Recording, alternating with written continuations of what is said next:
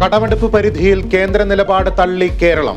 5000 കോടി നൽകാമെന്ന കേന്ദ്ര നിർദ്ദേശം അംഗീകരിച്ചില്ല. 10,000 കോടിയെങ്കിലും നൽകണമെന്ന് കേരളം സുപ്രീം കോടതിയിൽ. വിശദവാദം 21-ന്.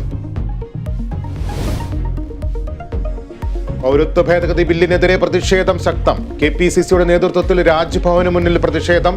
തെരഞ്ഞെടുപ്പ് വേദികളിൽ CAA വിഷയം സജീവമാക്കി നേതാക്കൾ.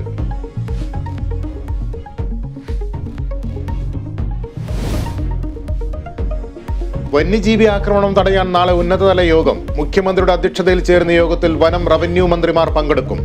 അതിരപ്പള്ളിയിൽ കണ്ടെത്തിയ കാട്ടാനയുടെ ആരോഗ്യനില തൃപ്തികരം. മൂന്നാറിലും കാഞ്ഞിരവേലിയിലും വീണ്ടും കാട്ടാന ഇറങ്ങി.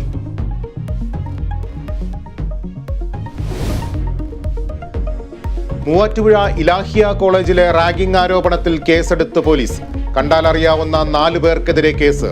പ്രതികൾ വിദ്യാർത്ഥിയുടെ ചെകിടത്തടിച്ച് താഴെയിട്ടുവെന്ന് FIR. തല ഭിത്തിയിലിടിപ്പിച്ചു.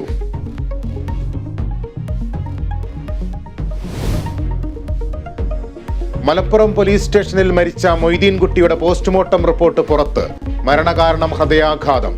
മൃതദേഹത്തിൽ മർദ്ദനമേറ്റ പാടുകളോ മുറിവുകളോ കണ്ടെത്താനായില്ലെന്നും റിപ്പോർട്ട്.